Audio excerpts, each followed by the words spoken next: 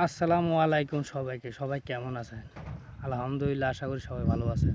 এই রমজান মাসে কিছু দুঃখের কথা আপনাদের সাথে শেয়ার করতে আসছি। বিদেশ থেকে আসছি যে আজকে ৮ মাস হয়েছে। মনে করছেন সুখে আছি দেশে? না, বিদেশ থেকে আইসেই কাজে লাগিয়ে গেছি। 4.5 বছর বিদেশ ছিলাম। প্রত্যেক মাসে ফ্যামিলিতে টাকা পাঠাইছি, ইয়া করছি এটা করছি, ঘর দিছি। দেশে এসে টাকার হিসাব পাই না। সবাই আমার টাকা খাইছে। এখন দেশে আসার পরে সবাই কয় আমি তো টাকা খাই নাই, এই জন্য কয় আমি তো টাকা খাই নাই, এতটা খাইছে এই জন্য দোষ দেয়।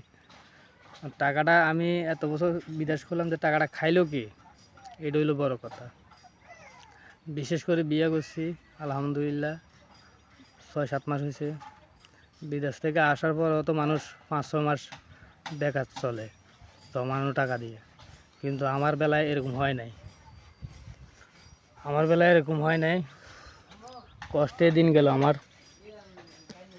2006 থেকে আমি কষ্ট করি, এই কাজ সংসারে হাল কাঁধে নেই।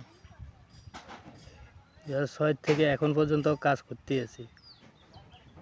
তো কথা ওইটা না, কথা হইলো নিজের আপন লোকেরা যদি বলে যে আমার টাকা খায় না, এটা করে না, এটা করে নাই, সারা জীবন তুই সেই ফ্যামিলিতে টাকা দিয়ে লাভ কি? বহুত আফসোস লাগে জানেন ভাই। বিদেশে 4.5 বছর আসছিলাম।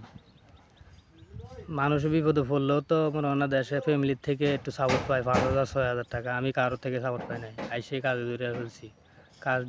কাজকে আকর্ষণ করে নিছি। আগে যেরকম ছিলাম এখন এরকম আছি, আলহামদুলিল্লাহ। তবু আল্লাহর দরবার শুকরিয়া।